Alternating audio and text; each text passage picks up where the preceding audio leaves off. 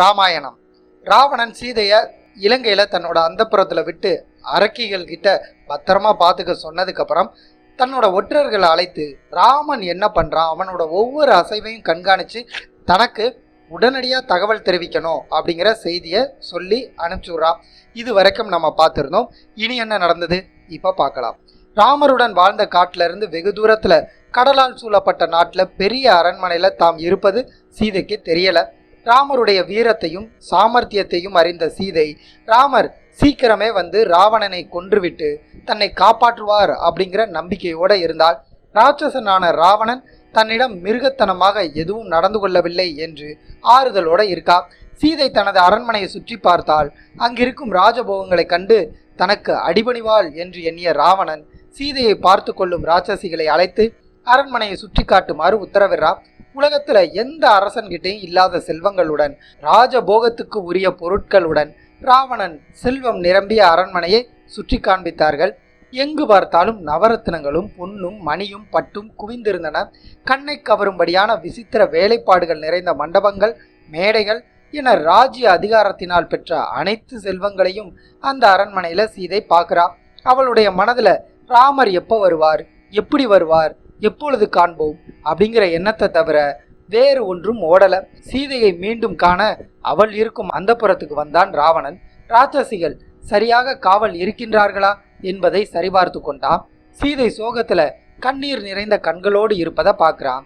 எப்படியாவது சீதையை அடைந்து விட வேண்டும் என்று எண்ணி ஏற்கனவே பேசியதைப் போலவே சீதையிடம் தன் வீர பிரதாபங்களை பற்றி சொல்ல ஆரம்பித்தான் ராவணன்.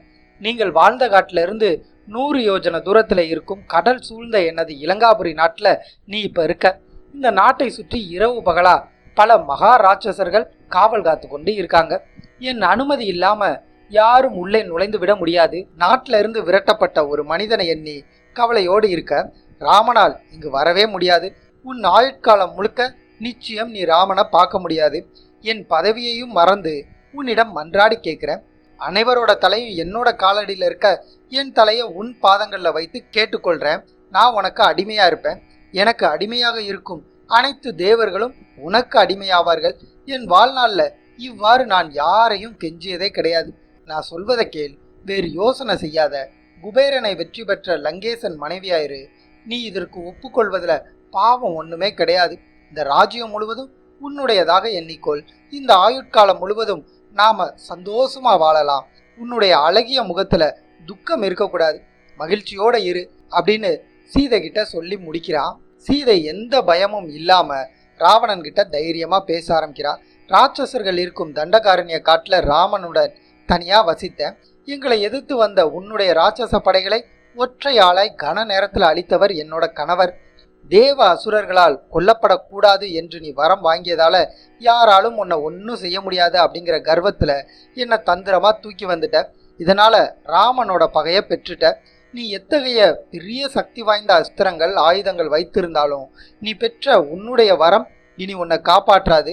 எத்தனை யோஜன தூரத்துல நீ என்னை கடல் தாண்டி தூக்கி வச்சாலும் கடலை வற்ற செய்து என்னை தேடி வருவார் ராமர். நீ செய்த தீவினையால் நீயும் அழிந்து உன் குலமும் அழிந்து உன் லங்காபுரி நகரமே அழிந்து போகப் போகுது. என் உயிரையும் உடலையும் காப்பாற்றி கொள்ள உன் வசமாவேன் என்று நினைக்காத. உலகத்தாரால் இகழப்பட்டு உயிரை வைத்து கொண்டு இருக்க நான் விரும்பல அப்படின்னு ராவணன்கிட்ட கர்ஜனையோட சீதை பேசி முடிக்கிறா. சீதை பேசிய அனைத்தையும் கேட்ட ராவணன், உனக்கு 12 மாதம் அவகாசம் தர்றேன். அதுக்குள்ள என் சொல்படி நீ நடந்துக்க. இல்லைனா அவகாச காலம் முடிந்ததும் உன்னை என் சமையல்காரர்கள் எனது காலை உணவிற்கு உன்னை சமைத்து விடுவார்கள் அப்படின்னு எச்சரிக்கை செய்கிறான். அப்புறம் காவல் காக்கும் ராட்சசிகளை தனியா அழைக்கிறான். இவளை அசோகவனத்திற்கு அழைத்து சென்று விடுங்கள். அங்கு இவளுடைய பிடிவாதத்தையும் கர்வத்தையும் எப்படியாவது நீங்க அழிக்கணும். பயத்தாலும் நயத்தாலும் தந்திரமாகவும் பேசி இவளை என் சொல்படி நடந்து கொள்ள வையுங்க அப்படின்னு சொல்லி கோபத்தோட உத்தரவிட்டு தன் அரண்மனைக்கு போறான். ராட்சசிகள் சீதையை அசோகவனம் கொண்டு செல்றாங்க. ரம்மியமாக வடிவமைக்கப்பட்ட பூந்தோட்டத்துல அகோரமான ராட்சசிகளுக்கு மத்தியில சீதை துயரத்தோட இருக்கா. ராவணன் நம்மை தூக்கி வந்த செய்தியை ராமரும் லக்ஷ்மணனும் எப்படியாவது தெரிந்து நாம் இருக்கும் இடத்தை வந்தடைந்து ராட்சசர்களை கொன்று காப்பாங்க. அதுவரை இந்த ராட்சசிகளுக்கு பயப்படாம இருக்கணும் அப்படின்னு முடிவெடுக்கிறார். ராமர் தான் வாழ்ந்து வந்த குடிலில் இருந்து மிகவும் தூரத்துல இருந்தார். குடிலில் சீதை என்ன மனநிலையில இருப்பாள் அப்படின்னு கற்பனை செய்த வண்ணம் குடிலுக்கு விரைந்து வந்து கொண்டு இருந்தார். இந்த நேரம் லக்ஷ்மணனை காட்டுக்குள் செல்ல வற்புறுத்தி இருப்பார். லக்ஷ்மணன் என் உத்தரவை மீறி நடக்க மாட்டான், அதனால சீதை கோபமடைந்து சொல்லக்கூடாத வார்த்தைகளை சொல்லியிருப்பா. லக்ஷ்மணன் என்ன முடிவெடுத்திருப்பான் அப்படின்னு தெரியல. லக்ஷ்மணன் குடிலில் சீதையை தனியா விட்டுவிட்டு கிளம்புவதற்குள் எப்படியாவது குடிலுக்கு விரைந்து சென்று விடணும் அப்படின்னு எண்ணிய ராமர் விரைவாக நடக்க ஆரம்பிக்கிறார். எதிரே லக்ஷ்மணன் வருவதை கண்டு அதிர்ந்து போறார். தாம் எதிர்பார்த்தபடியே நடந்துவிட்டதே அப்படின்ட்டு லக்ஷ்மணா அப்படின்னு கத்துறாரு. காட்டின் நடுவே சீதையை தனியாக விட்டுவிட்டு வந்துட்ட, அவளை ராட்சசர்கள் கொன்று தின்று விடுவார்களே, ராட்சசர்களிடம் அவள் தப்ப முடியாது, தவறான காரியத்தை செஞ்சுட்டேயே அப்படின்னு லக்ஷ்மணனிடம் பேசியவாறு குடிலுக்கு மிகவும் விரைவாக நடக்க ஆரம்பிக்கிறாங்க. ராமர் லக்ஷ்மணனிடம் பேசிக்கொண்டே நடந்தார். மாரிசன் போட்ட சத்தத்தை என்னுடைய சப்தம் என்று நம்பிவிட்டீர்களே, நான் இப்பொழுது என்ன செய்வேன்? உன்னை நம்பி சீதையை ஒப்படைச்சிட்டு வந்தேன், நீ ஏன் அவளை தனியா விட்டுட்டு வந்த? ராட்சசர்கள் நம்மீது வைத்திருந்த பகையை சீதை மீது காண்பித்து அவளை கொன்றிருப்பாங்க. சீதை குடிலில் இல்லைனா லக்ஷ்மணா என் உடல்ல உயிர் இருக்காது. லக்ஷ்மணா நீ அயோத்திக்கு சென்று செய்தியை சொல்லிரு. இந்த துக்கத்தை கௌசலையால பொறுத்துக்கவே முடியாது. கைகேயி தான் விரும்பியதை அடைவாள், நான் என்ன செய்வேன் அப்படின்னு சொல்லிக்கொண்டே குடிலுக்கு ஓடு லக்ஷ்மணா ஓடு அப்படின்னு ஓட்டம் பிடிக்க ஆரம்பிக்கிறாங்க. லக்ஷ்மணன் கண்ணீர் மல்க ராமன் கிட்ட பேச ஆரம்பிக்கிறான். அண்ணா நான் என்ன செய்வேன்? உங்கள் குரலை போன்ற சத்தம் வந்ததும் சீதைக்கு பெரும் பயம் வந்துருச்சு, நடுங்கி போனாங்க. ஓடு லக்ஷ்மணா ஓடி போ போ அப்படின்னு என்னை துரத்துறாங்க. வந்தது உங்கள் குரல் அல்ல, அது ராட்சசனின் ஏமாற்று வேலை. உங்களை எந்த ராட்சசனும் எதிர்த்து வெற்றி பெற முடியாது அப்படின்னு எவ்வளவு சொல்லியும் சீதை கேட்கல. மனம் வருந்தும்படியான வார்த்தைகளை சொல்லி நீ செல்லவில்லை என்றால் இப்பொழுதே இறந்து விடுவேன் அப்படின்னு சொல்லி ஆற்றில் விழுந்து போவதற்கு துணிஞ்சிட்டாங்க. பேசக்கூடாத வார்த்தைகளை சொல்லி என்னை மிகவும் துன்புறுத்தி துரத்துனாங்க. நான் வேறு வழியே இல்லாமல் வந்தேன் அப்படின்னு லக்ஷ்மணன் சொல்லி முடிக்கிறான். ராமர் பேச ஆரம்பிக்கிறார். நீ சொல்லும் சமாதானத்தை என்னால் ஏற்றுக்கொள்ள முடியாது. பெண்ணாய் பிறந்தவர்கள் பயத்தால் சில நேரம் ஏதேதோ பேசுவாங்க. அதுபோல பெண்ணான சீதையும் பயத்தால் வந்த அஞ்ஞானத்தினால பேசியிருக்கா. அதனை நீ பொறுத்திருக்கணும். அவளை தனியாக விட்டுட்டு நீ எப்படி வரலாம்? நீ செய்தது தவறு. சீதையை இனி நான் காணப்போவதில்லை அப்படின்னு லக்ஷ்மணன் கிட்ட கோபத்தில் பேசிக்கொண்டே ஓடினார். வரும் வழி எங்கும் அபசகுணங்கள் தென்படுது. குடிலுக்கு இருவரும் வந்துவிட்டாங்க. சீதை இல்லாத குடில் சூன்யமாக தென்பட்டது. சீதையை காணாமல் ராமரோட இதயம் உடையுது. அங்கேயே விழுறார்.